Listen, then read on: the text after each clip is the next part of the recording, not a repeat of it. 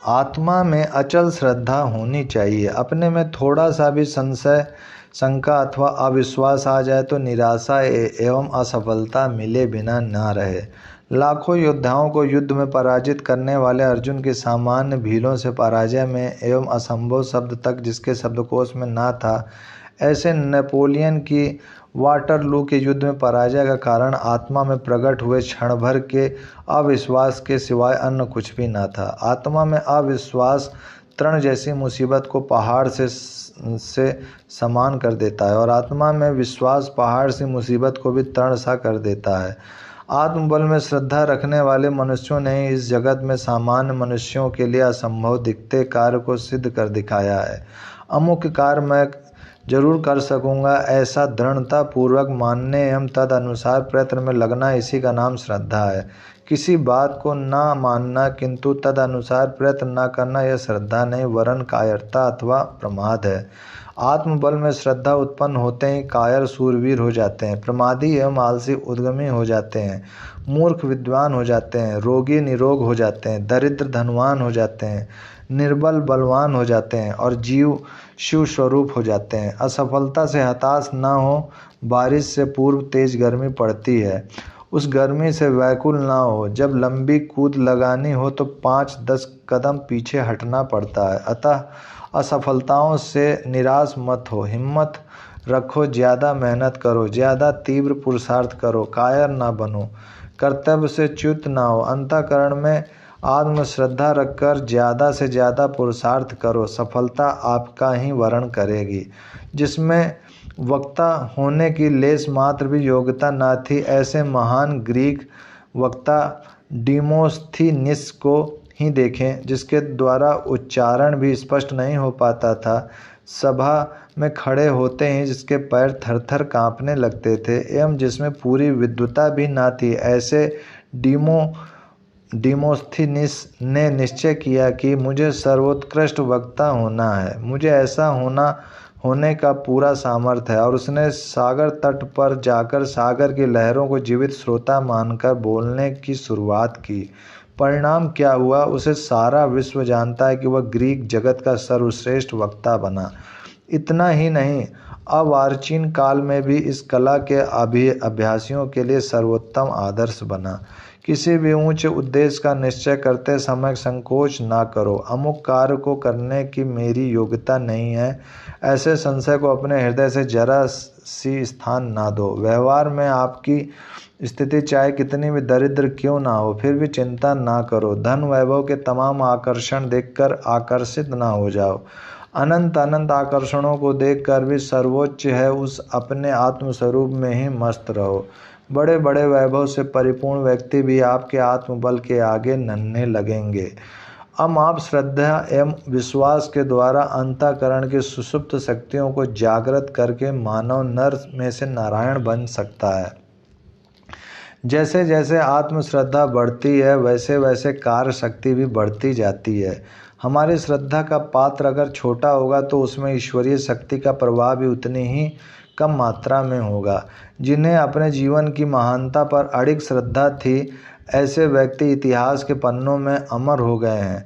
जो ऐसा मानते हैं कि उन्हें कहीं जाना ही है, ऐसे व्यक्तियों के लिए दुनिया अपने आप रास्ता बना देती है। आपका जीवन आपकी श्रद्धा के अनुसार ही होगा। जीवन को सफल बनाने में महत्वपूर्ण बात यह है कि मनुष्य को अपना जीवन उत्साह, उमंग एवं उल्लास के साथ जीना चाहिए एवं अपनी शक्तियों पर विश्वास रखकर सफलता के पथ पर आगे बढ़ते रहना चाहिए।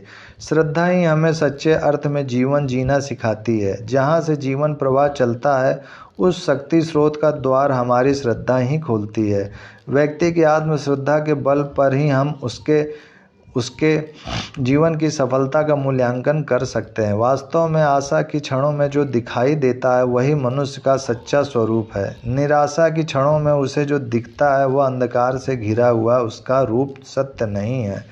हम अपने मन को अपनी शक्तियों एवं योग्यताओं के प्रति जैसा विश्वास दिलाते हैं वैसी ही सफलता हमें मिलती है। दुनिया व्यक्ति का मूल्यांकन उसकी आत्मश्रद्धा एवं दृढ़ जीवन लक्ष्य से ही करती है। जिस व्यक्ति में आत्मश्रद्धा नहीं है उस पर कोई विश्वास नहीं करता। आत्मश्रद्धा मानसिक राज्य की सम्राट है।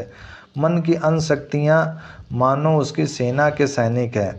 वह शक्तियाँ अपने सम्राट की प्रेरणा से बढ़ती हैं। सैनिक अपने सम्राट के पीछे चलेंगे, उसके विश्वास के पीछे चलेंगे, उसके लिए मर मिटेंगे। लेकिन जिस समय सम्राट डगमगा जाएगा उसी समय उसकी सेना भी नष्ट हो जाएगी। अर्थात आत्मश्रद्धा के डगमगाते ही मन की शक्ति भी नष्ट हो जाएगी। पूरा विज्ञान जगत एडिसन का नाम बहुत अच्छे से जानता है। उसने एक साथ कई प्रयोग शुरू किए थे। प्रत्येक प्रयोग में कोई ना कोई गलती होती थी। हजारों रुपयों के साधन एवं लाखों रुपयों की यंत्र सामग्री स्थापित करने पर भी इच्छित परिणाम नहीं आता था। वह पुनः नए तरीके से बार बार प्रयोग करता, किंतु मुख्य गलती हो ही जाती थी। आगे क्या करें यह समझ में नहीं आ रहा था। एक रात्रि को उसकी प्रयोगशाला में आग लगी और सब जलकर खाक हो गया। सुबह एडिसन ने उसी राख के ढेर पर खड़े होकर अपनी डायरी में लिखा, दैवी प्रकोप की भी अपनी कीमत होती है। इस भयंकर आग में मेरी सिद्धियों के साथ मेरी गलतियां भी जल गईं। ईश्वर का आभार है कि अब सब नए सिरे से शुरू हो सकेगा। उसके दूसरे ही क्षण से उसने एक छोटी सी झोपड़ी में एकदम सादे साधनों के द्वारा अपने प्रयोग शुरू किए। सब कुछ भस्म कर देने वाली आग उसके उत्साह को भस्म ना कर सकी। एडिसन ने छोटी बड़ी मुसीबतों की अवहेलना ना की होती तो उसके नाम से 2000 से भी ज़्यादा खोजें ना लिखी जाती। विश्वविख्यात नेपोलियन बोनापार्ट ने एक सामान्य सैनिक के रूप में कामकाज शुरू किया था। एक युद्ध के दौरान उसकी टुकड़ी जंगल में पड़ाव डालकर बैठी थी। उसके नेता ने नेपोलियन को दुश्मन की छावनी के पास जाकर आवश्यक जानकारी ले आने का आदेश दिया। हाथ में थोड़ी सी रूपरेखा वाला नक्शा देकर समझाते हुए कहा, मिलेगा ना रास्ता ढूंढ लूँगा और नहीं मिलेगा तो रास्ता स्वयं बना सकूँगा। ऐसा कहकर नेपोलियन दृढ़तापूर्वक चल पड़ा अपने कार्य को सिद्ध करने। अपने संपूर्ण जीवन में दूसरों के द्वारा बनाए गए मार्गों को ढूंढने में उसने समय नहीं बिगाड़ा, वरन अनेकानेक अवरोधों के बीच भी अपना रास्ता आप बना लिया। दृढ़ निश्चय एवं आत्मश्रद्धा से अपने मार्ग में आने वाली अनेकों मुसीबतों को पैरों तले कुचल कर जीवन को सफलता के शिखर पर ला खड़ा किया। फ्रांस का महान सम्राट बनकर उसने अपने वाक्य को सिद्ध कर बताया। इतिहास इसका साक्षी है। पोलियो से पीड़ित एक व्यक्ति बैसाखी बिना नहीं चल पाता था। उसके डॉक्टर ने अनेक उपाय किए किंतु वह बैसाखी के बिना नहीं चल पाता था। एक बार दवा खाने में आग लगी, ज्वालाएं आसमान को चूमने लगीं। बैसाखी को ढूंढने का समय ही ना था और वह एक पल भी बिगाड़ता तो जल जाता। उसने सीधे ही दौड़ना शुरू किया। बैसाखी सदा के लिए अपने आप छूट गई। कहाँ से आई यह शक्ति? आत्मा के अखूट भंडार में से ही ना। आत्मश्रद्धा से संपूर्ण जीवन में परिवर्तन आ जाता है। असफलता के बादल बिखरकर सफलता का सूर्य चमकने लगता है। ओम शांति। नमस्कार की महिमा। प्रतिदिन सुबह शाम माता पिता एवं गुरुजनों के चरणों में प्रणाम करना चाहिए। नमस्कार की बड़ी महिमा है। जो प्रतिदिन बड़ों की सेवा करता है, उनके चरणों में प्रणाम करता है एवं उनकी सीख के अनुसार चलता है, उसकी आयुष, विद्या, यश एवं बल चारों बढ़ते हैं।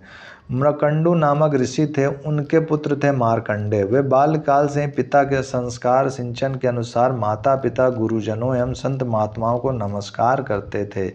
एक बार कोई सिद्ध महात्मा उनके यहाँ आए। पिता ने बालक मार्कंडेय से कहा, बेटा महात्मा जी को प्रणाम करो। बालक मार्कंडेय ने झुककर चरण स्पर्श किया एवं सिद्ध पुरुष की चरण रज को सादर मस्तक पर चढ़ाया। महात्मा उस बालक को एकटक देखते रहे, मानो उसके भावी जीवन पर दृष्टिपात कर रहे हों। ऋषि ने पूछा, महाराज आप इस प्रकार एकटक क्या देख रहे हैं? बालक तो सुंदर है किंतु इसकी आयु अब बहुत ही कम शेष है। इतना कहकर उन सिद्ध पुरुष ने पुनः विषादपूर्ण नेत्रों से बालक की तरफ निहारा। ऋषि तो अपने लाडले पुत्र के विषय में इस दुखद बात सुनकर हक्के बक्के रह गए। उन्होंने हाथ जोड़कर महात्मा से विनती की, प्रभु इसका कोई उपाय। जो भी संत महापुरुष आए, ऋषि मुनि आए, उनके चरणों में इस बालक से प्रणाम करवाओ। यह कहकर सिद्ध पुरुष चल पड़े।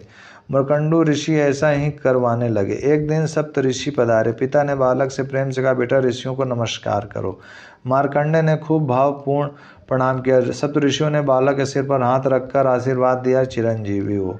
पिता ने कहा, महाराज इसकी आयु कम है एवं इसको आपके द्वारा चिरंजीवी होने का आशीर्वाद मिला है। प्रभु आप आपके आशीर्वाद के अनुकूल होने के लिए हमें क्या करना चाहिए? अब ऐसा करो, इस बालक को भगवान शंकर की सेवा में, पूजा आराधना उपासना में लगा दो, सब ठीक होगा। मार्कंडू ऋषि ने बालक मार्कंडे को देवादिदेव महादेव की उपासना आराधना में प्रवृत्त कर दिया। निर्दोष बालक मार्कंडे शिव जी की सेवा पूजा में मग्न हो गए। प्रातः काल जल्दी उठकर स्नान आदि से पवित्र होकर वह भगवान शिव के लिंग को स्नान कराता, बिलपत्र फल फूल धूप दीप नैवेद्य आदि चढ़ाता, प्रार्थना करता, आसन पर बैठकर हाथ में माला लेकर ओम नमः शिवाय का जप करता, ध्यान करता, स्तुति स्तोत्रों का गान करता। इस प्रकार समय बीत रहा था। मृत्यु की घड़ियां निकट आ गईं। काले विकराले भैंस पर लाल लाल वर्ण वाले यमराज प्रकट हुए। उन्हें देखकर बालक डर गया। घबराकर भगवान शंकर के लिंग को आलिंगन करके कहने लगा, हे भगवान ये यमराज आ गए, बचाओ बचाओ। भगवान शंकर हाथ में त्रिशूल लेकर प्रकट हो गए एवं यमराज से बोले, इस बालक को कहाँ ले जाते हो? यमराज, महाराज इसकी आयु पूरी हो गई है, सृष्टि के क्रम के अनुसार मैं अपने कर्तव्य का पालन करने आया हूँ। अरे यमराज, देखो तो अपने बही खाते में इसकी आयु कहाँ पूरी हुई है। यमराज ने बही खाता देखा तो बालक के खाते में लंबी आयु जमा देखी। सृष्टि का सहारा करने वाले देवादिदेव योगीश्वर पशुपति नाथ जिसका रक्षण करें, उसका कोई बाल तक बाका कैसे कर सकता है। चलो भागो यहाँ से। रुद्र गरज उठे। यमराज ने विदा ली। मार्कंडेय चिरंजीवी बन गए। किसके प्रभाव से? नमस्कार के प्रभाव से। ऐसी महिमा है नमस्कार की। नमस्कार से रामदास कर्म सभी कट जाए मिले पर ब्रह्म में आवागमन मिटाए। प्रतिदिन सुबह माता पिता एवं पूजनीय आदरणीय गुरुजनों को नमस्कार करो, प्रणाम करो, उनके आशीर्वाद लो। बड़े भाई बड़ी बहन को भी नमस्कार करो। घर में यदि बड़े लोग इस नियम को अपनाएंगे तो छोटे बालक स्वयं ही उसका अनुकरण करेंगे। परस्पर नमस्कार करने से कुटुंब में दिव्य भावनाएं प्रबल होंगी तो लड़ाई झगड़ों एवं कटुता के लिए अवकाश नहीं रहेगा। संयोगवशात यदि कुछ खटपट हो भी गई तो लंबी नहीं टिकेगी। परिवार का जीवन मधुर बन जाएगा। परमार्थ साधना सरल हो जाएगी। विदाई की वेला में किसी की धन संपत्ति पद प्रतिष्ठा को देखकर वैसी इच्छा करने वाला व्यक्ति, उसे भोगने वाले के प्रति ईर्ष्या करने वाला व्यक्ति स्वयं को माया के भंवर में डाल देता है।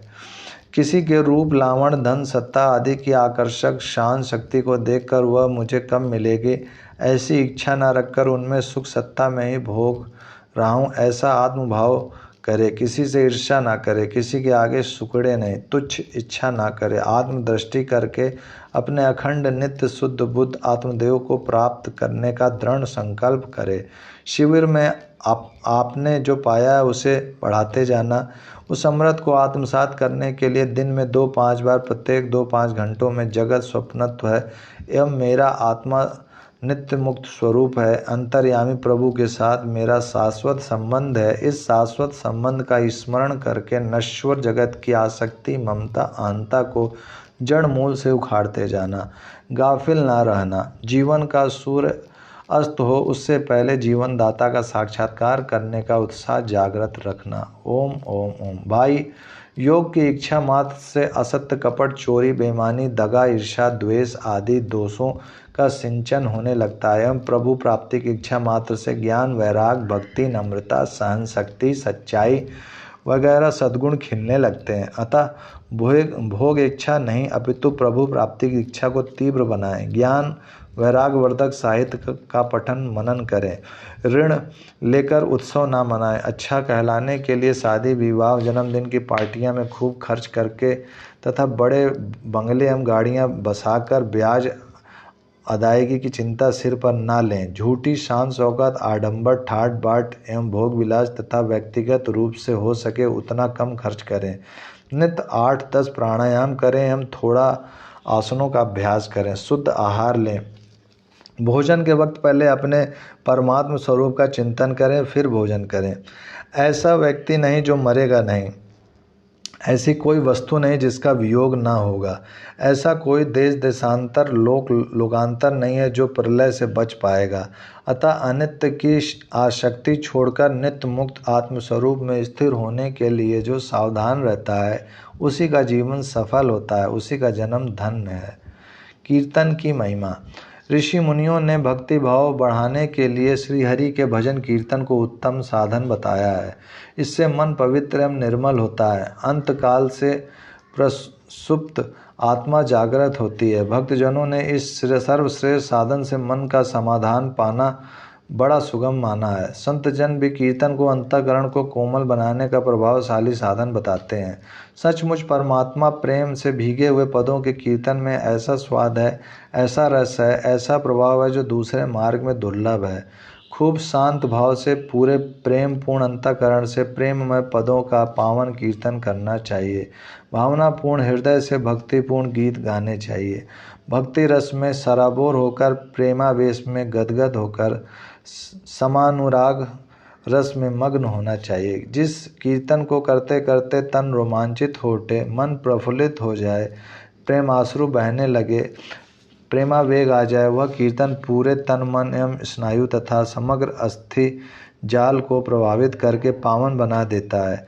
इससे सहज ही आत्म शांति मिलने लगती है। हृदय जब भक्ति भाव से सराबोर हो जाता है तब समाधि के सभी साधन सुगम हो जाते हैं।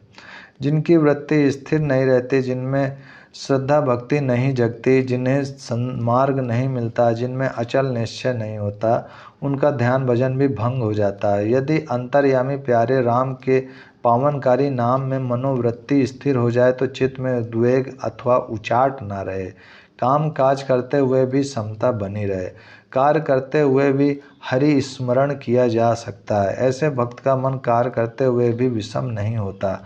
अतः प्यारे, मुख में रखो राम नाम और हाथों से करो सुंदर काम। जागो रे जागो। यह मेरा भोजन, यह मेरा वस्त्र, यह मेरी पत्नी, यह मेरे बांधवगण, ऐसा मेरा करने वाले पुरुष रूपी बकरे को काल रूपी भेड़िया मार डालता है। अतः गहन निद्रा से जागो, सावधान हो जाओ। मोह ममता के बुने हुए जाल को विवेक की कैंची से काट डालो। इतने सत्संग का श्रवण ध्यान आदि करते हो तो अब मोह ममता से ऊपर उठकर आत्मपद में पहुंच जाओ। देर क्यों करते हो? संसार सागर में अब तक खाए गए गोते क्या काफ़ी नहीं है? देह भाव से परे होने की तलब क्यों नहीं जगती? निश्चित जानना कि आगे की राह बड़ी मुश्किल है। समय व एवं शक्ति गंवाने के बाद चाहे कितना भी रोओगे, पछताओगे, सिर कूटोगे, फिर भी कुछ ना होगा। अब पछताए होत क्या जब चिड़िया चुग गई खेत। आयुष रूपी खेत के नष्ट भ्रष्ट होने के बाद क्या होगा? था अभी से सावधान। आत्मवेता सत्पुरुष के वचनों का मर्म हृदय में उतारकर आत्मप्रद की प्राप्ति कर लो। सदा के लिए सुखी हो जाओ। जीव भाव से पृथक होकर शिवत्व में विश्रांति पालो। ओम ओम ओम। जय महादेव। जय श्री राम।